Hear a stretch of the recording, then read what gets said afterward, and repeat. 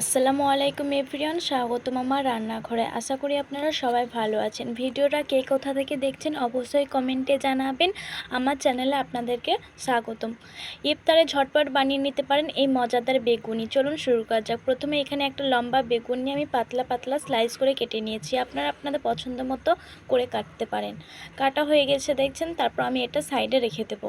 তারপর এদিকে আমি একটা পাত্রে 1 কাপের মতো হচ্ছে বেসন, পরিমাণ মতো কিছুটা লবণ, একটু কাশ্মীরি মির্চি গুঁড়ো, তারপর একটু লঙ্কা গুঁড়ো, তারপর দিয়েছি একটু ভাজা মশলা গুঁড়ো, ধনে গুঁড়ো, একটু হলুদের গুঁড়ো আর কর্নফ্লাওয়ার, আর লঙ্কা কুচি দিতে ভুলবেন না, লঙ্কা কুচি আর ধনেপাতা কুচি। এইগুলো মিক্স করে নেব আমি সব। মিক্স করা হয়ে গেলে আমি অল্প অল্প জল দিয়ে একটা পাতলা ব্যাটার আমি তৈরি করে নেব। ব্যাটারটা দেখছেন আমার তৈরি হয়ে গেছে। তখন এদিকে আমি সে বেগুনিগুলো যেগুলো কেটে রেখেছিলাম ওইগুলো একবার করে ডুবাবো আর গরম তেলে ছেড়ে দেবো। যখন লাল লাল হয়ে সব ভাজা হয়ে যাবে বুঝতে পারবেন এই বেগুনিগুলো হয়ে গেছে। দেখছেন রেডি আমাদের এই মুচমুচে বেগুনি। ইফতারে 10 মিনিটে ঝটপট বানিয়ে নিতে পারেন এই মজাদার বেগুনিগুলো। ভিডিওটা ভালো লাগলে অবশ্যই লাইক কমেন্ট শেয়ার করবেন। কেমন লাগলো অবশ্যই কমেন্টে জানাবেন।